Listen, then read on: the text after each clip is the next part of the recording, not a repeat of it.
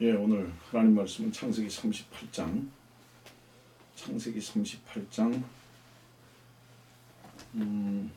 24절 말씀 잠깐 보겠습니다. 약 3개월이 지나서 누군가가 유다에게 이야기하여 말하기를 당신의 며느리 타말이 창녀짓을 하였도다. 보라, 그녀가 음행함으로 임신하였다 하니 유다가 말하기를 그녀를 끌어내서 불사르라 하더라. 26절 보겠습니다. 유다가 그것들을 시인하고 말하기를 그녀가 나보다 더 의로웠으니 이는 내가 그녀를 내 아들 셀라에게 주지 아니하였음이라 하고 다시는 그녀를 가까이 하지 않았더라.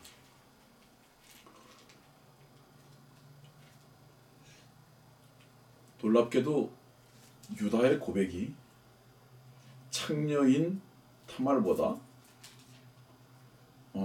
자기가 더 어리석고 죄인된 위치에서 발견되어진 고백을 하게 됩니다. 그것이 무엇이냐면 그녀가 나보다 더 의로웠다 이렇게 말합니다. 어떻게 이런 고백을 할 수 있을까요? 유다는 위선적이지 않았습니다. 여러분들 성경에서 우리는 창녀를 찾아볼 수 있는데 예를 들어서요. 솔로몬이 두 창녀를 데려와서 재판을 합니다. 그럴 때 칼을 가져오게 해서 아이를 가르라고 말합니다. 여기서 무엇이 이제 결정되어지죠? 참 어머니와 거짓 어머니가 밝혀지게 됩니다. 말씀의 칼을 사용하지 아니하면요, 거짓과 참이 드러나질 않습니다. 사람들의 눈에서는 무엇이 거짓인지 무엇이 참인지를 알 방법이 없습니다. 그러나 말씀의 칼 앞에 비로소 무엇이 참인지가 알게 됩니다. 우리 모두는 하나님 앞에서는 다 창녀입니다. 왜 그러냐 하면 특히 구원받은 입장에서 볼 땐 더욱더 그런 것이 우리는 꼭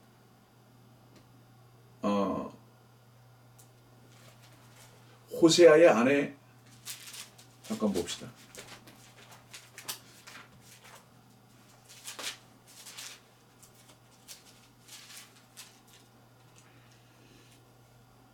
호세아는 1장 2절을 보면 호세아를 통한 주의 말씀이 시작이라 주께서 호세아에게 말씀하시기를 너는 가서 음란한 아내를 얻어서 음란한 자식들을 낳아라. 이는 그 땅이 주로부터 떠난 크게 행음하였음이니라 하시더라. 그러므로 그가 가서 디블라임의 딸 고멜을 취하였더니 그녀가 임신하여 그에게 아들을 낳았더라. 호세아는 예수 그리스도의 모형이고 이름이죠.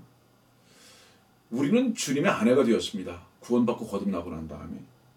그런데 어쩌면 우리의 모습이 이렇게 음란한 고멜과 같은지요. 계속 세상으로 나가는 겁니다. 세상과 사귀고 세상을 사랑하고. 이유가 뭐죠? 아직 우리 육신을 사랑하고 육신을 즐기는 것이 너무 깊이에 남아있다는 뜻입니다. 여러분들 세상을 사랑한다는 것은요, 결국은 무엇과 연결된 것이냐면 자기를 얼마나 사랑하느냐에 대한 부분입니다. 그래서 우리는 사실은 순결한 아내로 주님께 드려져야 하는데도 우리는 순결한 삶을 살지 못합니다. 너무나 많은 경우에 고멜과 같은 삶을 사는 것을 우리 자신들이 발견해 볼 수 있습니다. 그런데 언제 이것이 창녀의 삶이라는 것을 발견하게 되느냐 하면 하나님의 말씀 앞에서만 발견하게 됩니다. 우리는 이렇게 생각하는 거예요. 뭐 이렇게 태어났다 이렇게 사는 거지. 뿐만 아니라 우리는 스스로를 변호하고 자기가 옳다고 합니다. 오히려 창녀의 삶을 살면서도 그래요. 꼭 솔로몬의 재판 앞에 두 창녀들 같이 그렇습니다. 그런데 여기에서 무엇이 이제 구분되어지죠? 그 어린아이라는 생명을 사랑하는 엄마는 자기 자신을 굴복시킵니다. 어떻게 굴복시키죠? 사실은 이성적으로 그 아이의 어머니는 자기 아들이 분명하지만 자기의 옳음을 주장하지 않습니다. 생명 하나가 너무나 소중해서 이 생명을 살리는데 자기의 오름을 꺾습니다. 여러분들, 주의 생명을 풍성함을 누리는 자들은요, 자기의 오름을 결코 주장하지 않습니다. 우리 창세기 38장으로 다시 한번 가봅시다. 타말이 창녀짓을 했습니다. 누구하고 창녀짓을 했죠? 시아버지 유다와 창녀짓을 했습니다. 그런데 놀랍게도 이 창녀짓한 그 자체로만 봤을 때는 타말은 불타야 마땅합니다. 어떻게 이 타말은 이런 두려운 일을 할 수 있었을까요? 그 이유가 무엇일까요? 여러분들, 이런 말씀들을 윤리와 도덕적 관점에서 발견하려고 하면 하나님의 생명의 말씀의 깊이는 도저히 발견할 수 없습니다. 결과적으로 우리 마태복음 1장에 가보면요,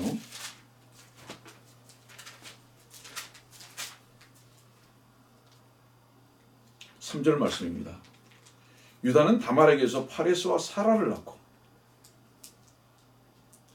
성도들이요, 다말이 없는 다윗 왕이 있고 솔로몬이 있습니까? 없죠. 다말이 없는 그리스도로의 연결됨이 있습니까? 결코 없죠. 마태복음 1장 17절의 말씀을 보면, 그러므로 전체 세대는 아브라함에서 다윗까지 14대요, 다윗으로부터 바벨론으로 잡혀간 때까지 14대요, 바벨론으로 잡혀간 때부터 그리스도까지 14대라. 여러분들, 다말에서 무엇을 봅니까? 만일에 다말이 마태복음 1장에 기록될 수 없었다면 이 설교자도 생명책에 기록될 수 없었습니다. 네? 여러분, 주님과 왜 창녀와 먹고 마셨는지 아십니까? 왜 창녀의 친구가 되셨는지 아십니까? 이 말씀을 들으시는 여러분들, 다말에게서 여러분들의 모습이 발견되지 않는다면요, 여러분들은 아직 주의 생명의 법이 뭔지를 모르는 사람입니다.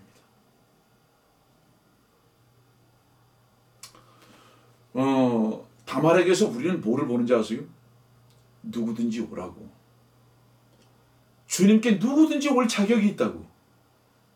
바로 이것을 봅니다. 그 다음에 이 다말과 함께 네 여인이 나오잖아요. 이 네 여인의 특징은 모두 다 뭐죠? 재혼한 사람들이에요. 오늘 이 부분을 다룰 기회가 있으리라고 믿습니다만은, 제가 수년 전에 이런 설교를 했어요. 웨슬레가 교회에서 이렇게 설교했습니다. 우리 모두는 다 죄인이라고. 그랬더니 온 교회 성도들이 아멘 했습니다. 우리 모두는 다 죄인이라고. 아멘. 그런데 웨슬레가 구원을 받고 주님을 개인의 구주로 영접하고 난 다음에 이렇게 설교했습니다. 그러나 저는 자유함을 얻었습니다. 여기에서 반발이 생기기 시작했습니다. 우리는요, 어디에서부터 반발을 일으키는지 아세요? 분리에서부터 반발을 일으킵니다. 자기와 함께 가기를 원하는 것입니다. 마귀 사탄은요, 끝까지 어디죠? 지옥까지, 불못까지 우리와 동행하기를 원합니다. 그런데 우리가 마귀에게서 분리됐을 때 결코 우리를 협조하지 않습니다. 여러분들이요, 우리는 다 죄인입니다. 그러나 웨슬레의 고백과 같이 당신은 주의 진리의 말씀으로 말미암아 그 은혜로 자유함을 얻었다고 선포하십시오. 바로 그 경험을 하고 사십시오. 우리는 분명히 다말이지만 예수 그리스도의 족보에 올라간 생명책에 기록된 사람들입니다. 성도들이요, 성경은 참고서가 아닙니다. 많은 사람들이요, 설교를 들으면서 참고를 합니다. 저는 압니다. 혹시 여러분들은 오해하실지 모르겠지만은 제 설교가 많은 사람들로부터 청종되어지고 또 은혜의 고백을 받습니다. 그러나 또 일부에서는 이 설교를 참고만 하는 사람들도 저는 압니다. 성경과 말씀은 참고가 아닙니다. 우리들에게 성경을 주신 이유, 말씀이 선포되어지는 이유는 그 성경의 말씀의 권위 앞에, 하나님의 말씀 앞에 바로 굴복을 요구하시기 때문에 이 말씀이 선포되어지고 여러분들은 무릎 앞에 성경이 있다는 것을 결코 잊지 마십시오. 예? 여러분들, 주께서 왜 아버지 앞에 순종하셨는지 아십니까? 주님은 순종하셨어요. 그분만 순종하셨어요. 성경은 읽는 것이 중요한 것이 아니고 말씀은 선포되어지는 것이 중요한 것이 아니라 마귀 사탄은 이 말씀 앞에 굴복되어지는 것을 두려워한다고 여러분들에게 수차례 말씀드렸습니다. 하나님의 말씀이 여러분들에게 선포되어진다면 이유는 무엇일까요? 여러분들이 무릎을 꿇게 하기 위해서 이 말씀이 선포되어지는 것입니다. 만약에 여러분들이 오름이 굴복되어지지 않는다면 이 생명의 말씀의 풍성함은 결코 여러분들과 함께 하실 수 없다는 것을 잊지 마십시오. 여러분들 안에 주님이 오셨습니까? 임마누엘이 되셨느냐고요, 주님께서. 그런 사람들은요, 우리의 육신이 움직여지는 바로 그것이 주님의 발걸음인 것을 인정하십시오. 우리 지금 마태복음 1장은요, 1절에 이렇게 말씀하시잖아요. 다윗의 아들이요 아브라함의 아들인 예수 그리스도의 세대에 관한 책이라고 그랬습니다. 말씀을 들으시는 분들, 당신이 예수 그리스도의 세대에 속한 사람이라면 오늘 이 마태복음 1장에 있는 말씀과 같이 죽음은 없습니다. 창세기 5장 5절은 최초의 죽음이라는 것이 등장하죠. 아담이 죽은 것. 모든 아담 사람은 다 죽습니다. 그러나 여러분들이 예수 그리스도의 족보에 속한 세대에 있다면 여러분들에겐 죽음이 없습니다. 바로 영생하는 거예요. 만일에 여러분들이 그리스도 안에 속했다면 전제가 뭔지 아십니까? 여러분들의 전제는 다말에서 여러분들이 발견되지 않으면 안 됩니다. 여러분들의 전제는 루색에서 발견되어져야 하고 여러분들의 전제는 다윗 왕을 낳은 솔로몬의 어머니 우리아의 아내에게서 발견되어져야 합니다. 바세바죠. 자, 우리는요, 이런 여인들을 통해서 무엇을 봅니까? 도저히 이해할 수 없는 여인들이에요. 왜 이 여인들의 4명이 기록되고 있죠? 우리의 원래 섬김은 마귀 사탄이었습니다. 그 마귀 사탄을 우리의 머리로 했어요. 그러다가 우리는 그 마귀 사탄을 떠났습니다. 이제 더 이상 그 마귀 사탄을 남편으로 섬길 수 없었습니다. 거기에서 벗어나서 자유케 되고 그 자유함은 반드시 무엇을 여러분들에게 입증시켰는지 아십니까? 나는 죽었다. 나는 죽었다. 왜냐하면 죽은 자는 남편에게서 자유하기 때문에. 남편이 죽은 자는 바로 그 죽은 남편에게서 자유하기 때문에. 예수 그리스도께서는 십자가에서 사탄의 죽음을 선포하셨습니다. 물론 집행이 우리 앞에 있지만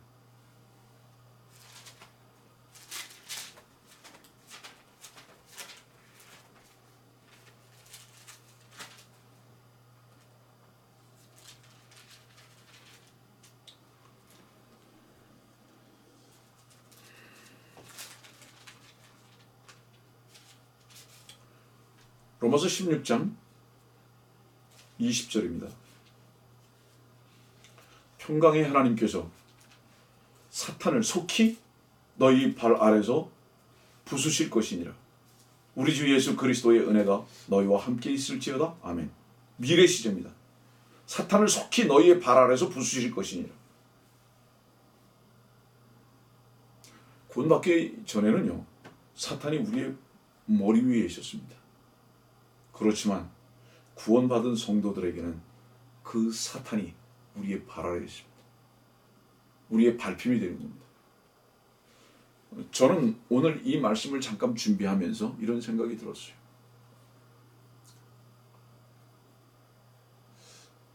머리 대신 주님과 한 지체를 이루고 있는가?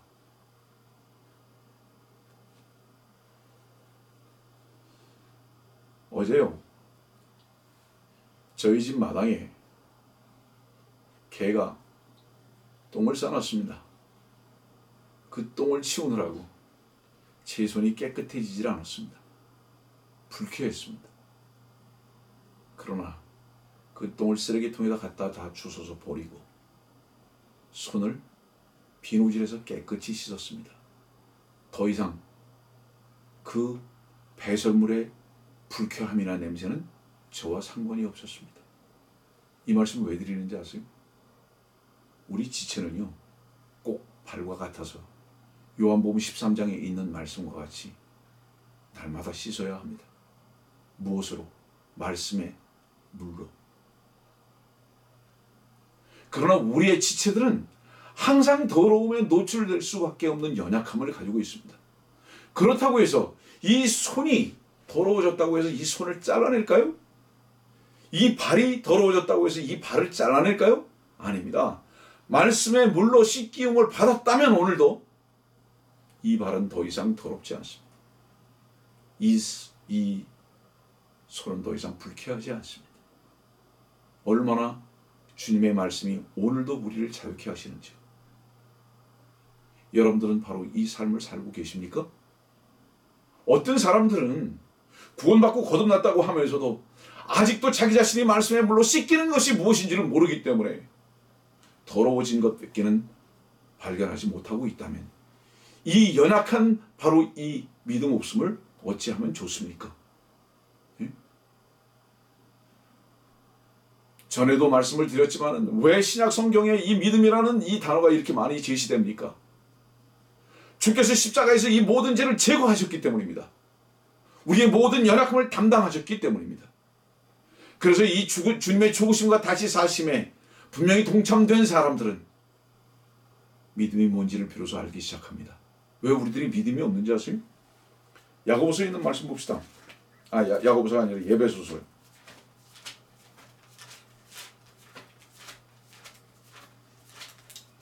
에베소서 2장 1절입니다. 허물과 죄들 가운데 죽었던 너희를 그가 살리셨으니 전에는 너희가 그것들 가운데서 이 세상의 풍조를 따르고 공중 권세의 통치자 곧 지금은 불순종의 자녀들 안에서 역사하는 영을 따라 행하였으니. 불순종이 뭐죠? 여기서 이 불순종 그랬잖아요. 성경에 보면요, 순종하신 분은 주 예수 그리스도 한 분뿐이십니다. 아버지의 말씀에 순종하실 수 있는 분은 그분 한 분뿐이셨고 결과적으로 순종하신 분도 그분 한 분뿐이십니다. 그분만이 우리들에게 말씀으로 제시하실 수 있는 이유가 뭔지 아십니까? 그분 자신만이 순종하셨기 때문에. 그러나 우리는 하나님의 말씀 앞에 순종이 뭔지를 모릅니다. 이것은 어떤 행동을 말하는 것이 아님을 여러분들 압니다. 이것은 믿음을 말합니다. 여러분들이 우리는 왜 불순종했는지 아십니까? 행동을 잘못했기 때문에 불순종한 것이 아니고요. 하나님의 말씀을 믿지 않은 불순종을 한 것입니다. 여러분들이 하나님의 말씀을 한번 믿어보세요. 놀랍게도요, 여러분들이 무엇을 하지 않았음에도 불구하고 그 믿음으로 말미암아 여러분들은 순종의 위치에서 발견되는 것을 알게 되는 것입니다.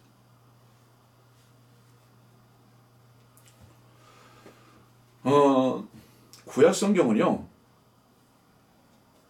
주님의 고난과 영광을 같이 보여주고 계십니다. 오늘 마태복음 1장 1절은 다윗의 아들이요 이렇게 시작합니다. 왜 다윗의 아들이 제시되죠? 이 말씀 속에서 오늘 다른 부분 앞에 좀 조명을 하고자 하는 것입니다. 다윗은 다스리는 사람입니다.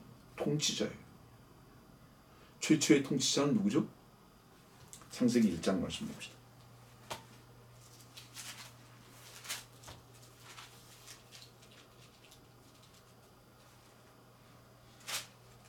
창세기 1장 28절.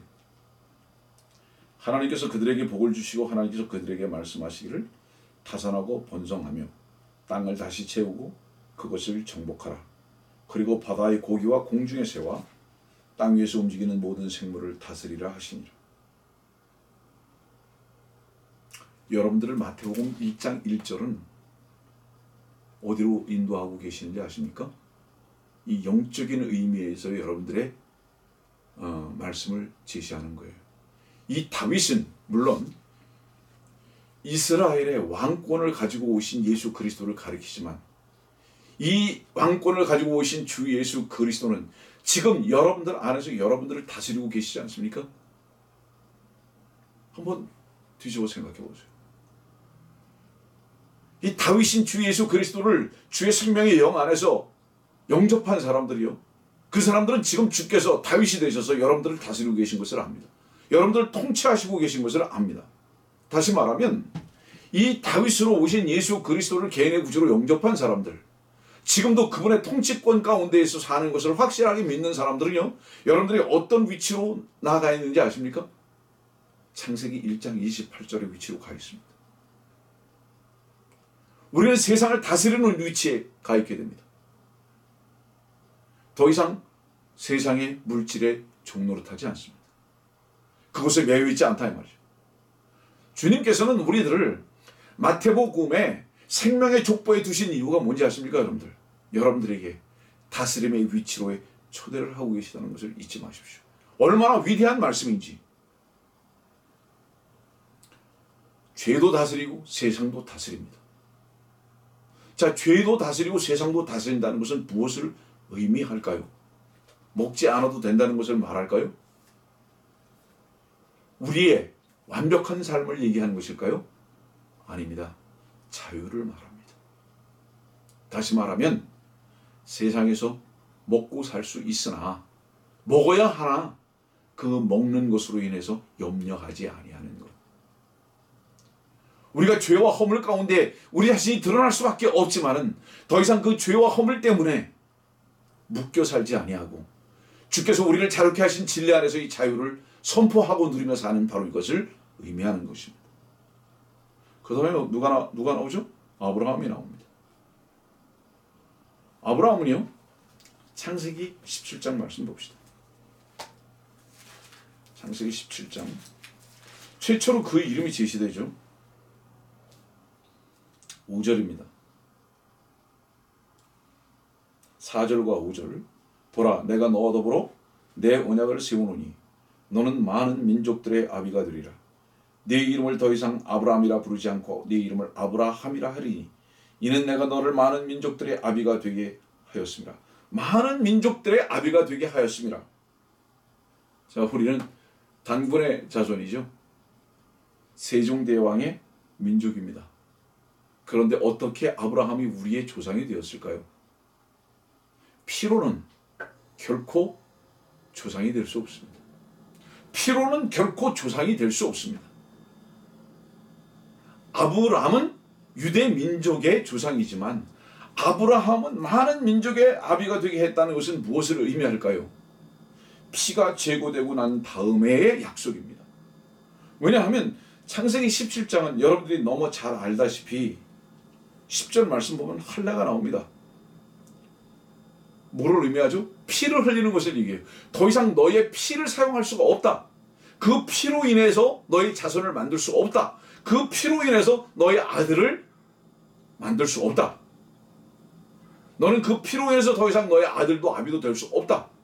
이것이 할례의 의미입니다. 우리가 예수 그리스도의 십자가의 보혈에 동참한 사람들은 누구나 하나입니다. 유대인도 헬라인도 없습니다. 우린 그리스도 안에서 아브라함 안에서 믿음으로 하나가 된 것입니다. 자, 그러면 아브라함을 이 마태복음 1장 1절에 기록하신 이유가 무엇일까요? 구원자는 결코 혈통에 매이지 않는다. 네. 다시 말하면 할례라는 것은 뭐를 얘기하죠? 씨, 육신의 씨. 여러분들이 마태복음을 보세요. 1장을 보면 모두가 다 남자가 남자를 낳지 않습니까? 왜죠? 모든 씨는 남자로 비롯되니까. 그렇지만 예수 그리스도 한 분만 마리아에게서 출생하십니다. 여자는 씨가 없죠. 그러면 이 씨는 무슨 씨였을까요? 성령으로 잉태된 것입니다. 주님께서는 계속 여자들을 지금 기다리고 계셨습니다. 이 여자는 무엇을 기다리고 있었던 거죠? 여러분 보세요. 창세기 3장으로 가겠습니다.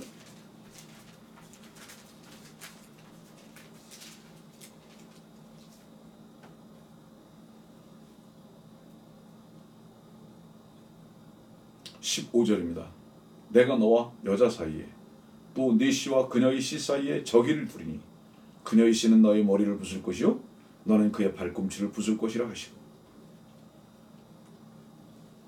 창세기 3장 15절에 있는 말씀, 여자의 씨에서 뱀과 적의를 둔, 그래서 그 뱀의 머리를 부술 자를 찾고 계셨습니다. 주님은 계속 이 여자를 찾고 계셨습니다. 그런데 이 여자는 어떤 사람으로 인해서만 가능했는지 아십니까? 마리아죠. 그런데 마리아 이전에 왜 이 네 여인이 등장할까요? 이 네 여인의 공통점은 뭔지 아십니까? 죽지 않으면 존재할 수 없는 죄의 여건을 가지고 있습니다. 왜 이 네 여인이 마태복음에 등장하는지 아십니까? 주님께서는 죽을 자를 찾고 계셨다 이 말이에요.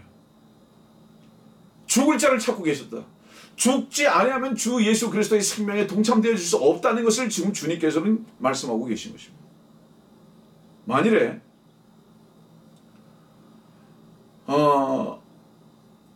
성경에 다윗만 있고 아브라함이 마태복음 1장에 제시되고 있지 않다면 유대인과 관계에 있는 메시아만 제시가 되고 온 세상의 구주이신 모든 민족의 아비가 될 우리의 구세주는 등장할 수 없는 것입니다. 다시 정의할게요. 다윗은 유대인의 통치권자로서 교리적인 것입니다. 사실적이고 다윗은 유대인의 통치권자로서 메시아입니다. 그래서 예수 그리스도는 메시아로 오실 것을 지금 마태복음 1장 1절에서 제시되고 있습니다. 그러나 그 다윗이 영적으로 예수 그리스도와 함께 우리의 통치권자가 되시는 것은 뭐냐면 지금 이 시대는 천국의 부분이 아니라 하나님의 나라의 부분의 입장에서 구원받고 거듭난 사람들은 요한복음 3장이잖아요.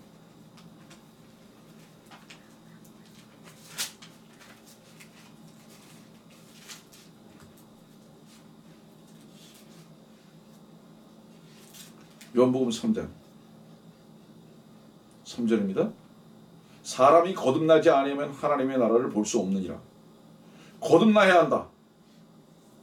6절 말씀 보니까 육신으로 나는 것은 육이요 또 성령으로 나는 것은 영이니라.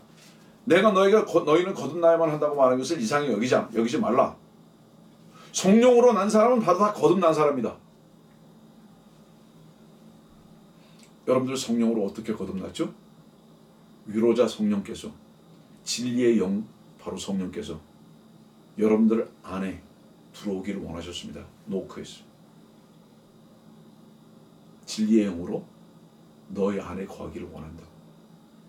그래서 진리의 영이신 주 예수 그리스도의 영을 받아들인 사람은 지금 현재 그 마음 안에 하나님의 나라가 임했습니다. 그래서 현재적으로 다윗의 통치권은 여러분들 안에서 통치자로 계시다는 바로 이 말씀입니다. 영적인 의미예요.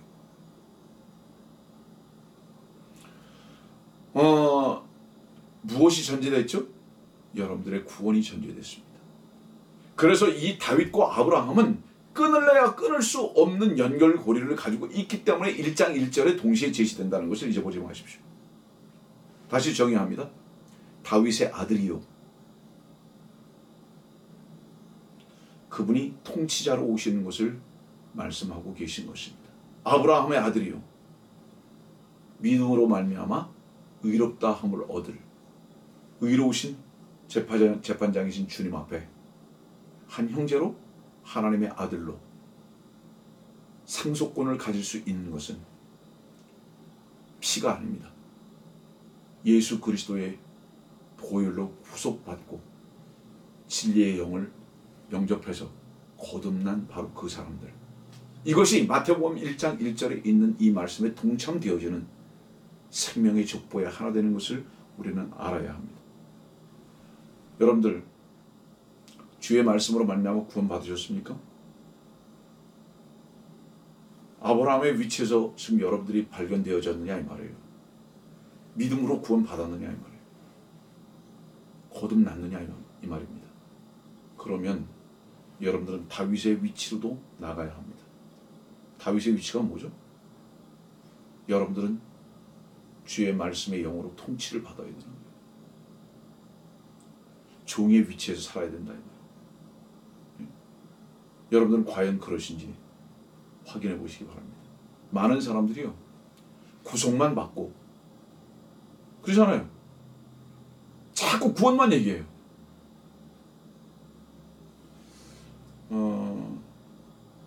구원파의 문제가 뭔지 아십니까? 구원을 얘기하는 것은 좋습니다. 그런데 한쪽만 가지고 있어요. 그분이 현재적으로 그들의 마음속에서 그 말씀으로 말미암아 다스려지는 바로 이 삶에 대해서 너무 소홀히 다루고 있습니다. 주님께서는요 아브라함이라는 족보의 이름 속에서 구세주로만 오신 것이 아니라 다윗과 함께 오셔서 여러분들을 복종시키고 통치하시는 주님이신 것을 절대로 잊지 마십시오. 현재적으로 하나님의 말씀 앞에 순종하는 삶을 살고 있느냐, 바로 이 말씀을 여러분들은 생명의 이 족보 속에서 발견하시길 바란다 이 말이에요. 다시 마태복음 1장으로 가죠.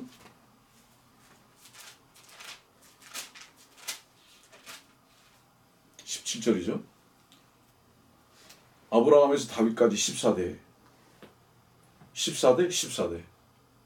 계속 14대가 제시됩니다. 성경에서 10이라는 숫자는요 시험을 뜻합니다. 이방인의 숫자이기도 하지만 시험을 뜻하기도 합니다. 그 다음에 4라는 숫자는 피조물을 뜻합니다. 왜냐하면 아버지 하나님, 아들 하나님, 성령 하나님, 삼위일체 하나님 세 분으로부터 나온 피조물이기 때문에 4는 피조물을 말씀하고 계십니다. 그렇기 때문에 10에서 넷을 더한다는 것은 14세대잖아요. 그죠? 근데 이것이 3번이나 계속됩니다. 성경에 보면은요, 기도를 3번 하고요, 셋이 제시됩니다. 예. 완벽을 얘기합니다. 완전을, 하나님의 요구에 완전한 것을 의미하고 있습니다. 다시 말하면, 주님께서는 왜 마태복음 1장에 14대를 기록하셨는지 아세요? 하나님께서 모든 인간들을 시험하시는 것은 제외가 없습니다. 모두 다 시험하십니다.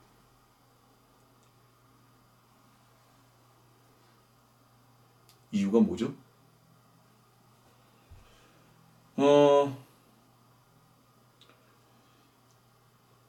17절 말씀은 누구의 이름으로 결론을 내리십니까? 그리스도까지 14대라. 놀랍죠, 여러분들. 주께서는 왜 사람들을 시험하셨는지 아세요? 지금 말씀을 듣고 있는 당신을 왜 시험하시는지 아세요? 그리스도라는 생명을 얻게 하시기 위해서. 모든 시험의 이유는 그리스도를 얻기 위해서.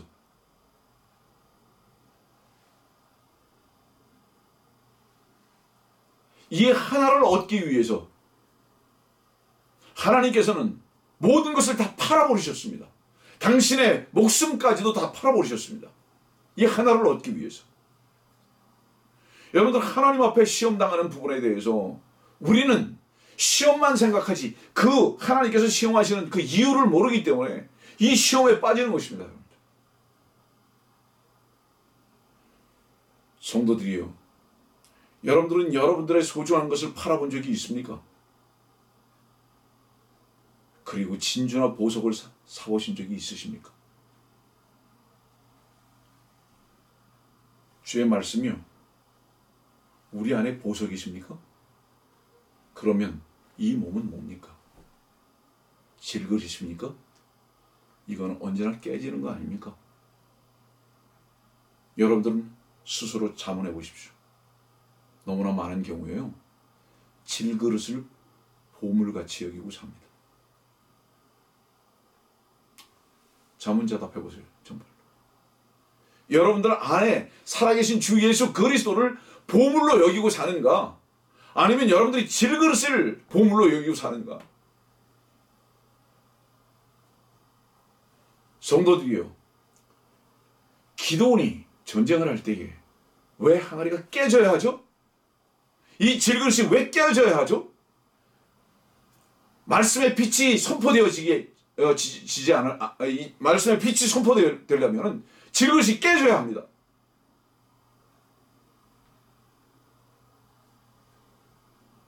우리는 너무나 많은 경우에 보물은 가지고 있다고 하면서 질그릇이 깨어지는 것에 대해서는 너무 전전긍긍하고 있습니다. 하기 때문에 보물이 드러나지 않고요, 빛이 역사하지 않고요, 주의 말씀의 나팔이 선포될 수 없는, 바로 이 제한하는 삶을 살 수밖에 없는 한계에 있다 이 말입니다. 여러분들은 언제 이 질그릇이 깨어져 본 적이 있으십니까? 질그릇이 깨어지면 어디로 가죠? 땅바닥에 떨어지죠. 왜죠? 이 질그릇은 깨져서 땅에 떨어질 수밖에 없는 것. 왜? 땅에서 왔기 때문에. 그토록 보존하기 위한 이 질그릇은 결국 땅으로 가야 할 것 아닙니까?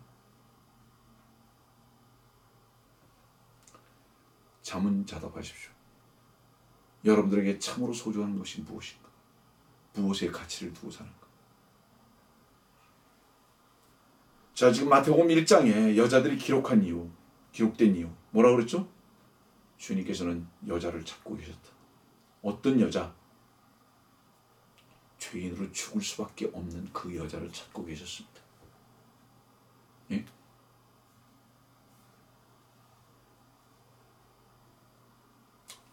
아담과 이브가 하나죠. 아담이 잠들었죠. 아담이 알면서도 이브의 죄에 동참하게 된 이유는 뭐죠? 예수 그리스도의 그림자라고 말씀을 드렸습니다. 그것은 사랑이죠. 그런데요, 이브는 분리되려고 합니다. 죄인의 위치에서 되는 것을 극도로 두려워합니다. 이미 아담이 죄인이었기 때문에 당신이 피할 길이 없습니다. 아담으로부터 주어진 모든 사람들은 피할 길이 없어요. 죄인의 위치에 있는 것을 발견해서 나는 반드시 죽을 수밖에 없는 존재라는 것을 여러분들 자신이 인정할 때에만 비로소 여러분들이 가슴에 기대어 있는 자가 무엇인지를 알게 되고요, 여러분들의 머리가 어디서부터 여러분들의 머리가 있는지를 알게 되고요, 주님의 사랑으로 인해서 시작되는 거예요. 죽으심의 사랑으로 인해서. 인간은 하나님께서 항상 시험하십니다. 시험하시는데 발견되어지는 것이 있어요. 저는 주께서 저를 시험하실 때마다 늘 발견되어지는 고백이 있습니다. 무엇인지 아세요? 저는 죄인입니다. 쉬운 고백이 아니에요. 죽어 마땅합니다. 지금도 죽음 가운데 있어야 할 존재입니다. 십자가, 날마다 십자가 진다고 해요. 누가요? 죽어 마땅한 위치에 발견되지 않는데 십자가로 나갈 수 있다고요? 십자가는 이론이 아니에요. 실제로 죽어야 할 자로 발견된 자가 걸어가는 장소가 십자가입니다. 주님은 골고다로 가셨는데 우리는 베드로와 같이 피굴하게 도망가 있죠. 십자가 쉽게 말하지 마십시오. 오늘도 하나님의 시험 앞에, 하나님의 테스트 앞에 나는 마땅히 죽을 수밖에 없는 존재라는 것이 발견됐을 때 나는 내 걸음을 어디로 뛰는지 아십니까? 골고다로 가는 거예요. 십자가가 이 건물에 제시는 되어 있는데 여인들의 목걸이에 매구는 다니는데 이 십자가의 길을 한 번도 무엇인지를 알지 못하는 사람들, 누가 십자가의 길을 갑니까? 마땅히 죽어야 할 존재인 것이 발견되지 않는데 어떻게 십자가로 갑니까?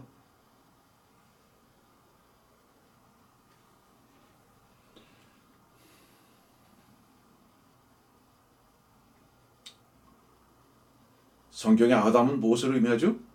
성경의 아담은 죽음을 의미하는 것입니다. 고린도전서 15장 봅시다. 고린도전서 15장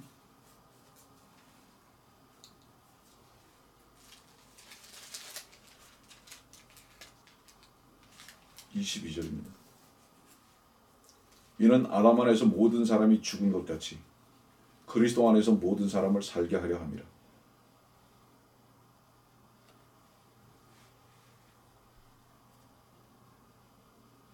아담, 붉은 얼굴을 하고 있는 사람, 그런 뜻이죠. 여러분들은 모두가 다 아담입니다. 아담은 모든 사람이 아담 안에서 죽었답니다. 왜? 아담이 세상에 죄를 가져왔으니까. 죄의 삭슨 사망이니까. 마태복음 1장에 여러분들이 기록될 수 있는 자격자라면 어떤 사람인지 아세요? 먼저 아담 안에서 여러분들 스스로가 발견되어야 합니다. 죽어있는 자는 몸부림칠 수가 없어요. 살려고 몸부림칠 수가 없어요. 죽어있는 자는. 아무 힘이 없습니다. 근데 우리는 살려고 몸부림치고 있어요. 죽지 않았다는 증거죠. 먼저 아담 안에서 여러분들이 발견되십시오. 그래야 그리스도 안에서 모든 사람을 살게 하려 함이라 하신 이 말씀 속에 아멘으로 응답할 수 있습니다. 그리스도 안에서 사는 것은 전제가 뭔지 아세요? 여러분들 자신이 언제나 아담 안에 있을 수밖에 없는 연약한 자라는 것을 인정하는 것입니다. 말씀을 정리하겠습니다. 14대는요. 아브라함에서 다윗까지, 그죠? 다윗에서 여고냐까지. 그 다음에 여고냐에서 그리스도까지. 이 말씀만 정리하고 마치겠습니다. 아브라함에서 다윗까지는요. 선택을 보여주고 계십니다. 그 다음에 다윗에서 여고냐까지는 통치를 보여주고 계시고요. 여고냐에서 그리스도까지는 포로를 보여주고 계십니다. 성도들이요, 세상과 죄에 포로된 것을 모르는 자들이 어떻게 그리스도의 보혈의 새 생명의 족보 가운데 발견될 수 있겠습니까? 저는 오늘 마태복음 1장 1절의 말씀을 다른 측면에서 여러분들에게 좀 제시해 봤습니다. 이 네 여자를 주님은 찾고 계셨습니다. 이 네 여자는 누구죠? 모두 죽어야 마땅한 자들이었습니다. 성도들이여, 먼저 죽음에서 발견하십시오. 그래야 그리스도의 생명 안에서의 무엇이 생명을 누리는 것이 무엇인 줄을 알게 될 것입니다.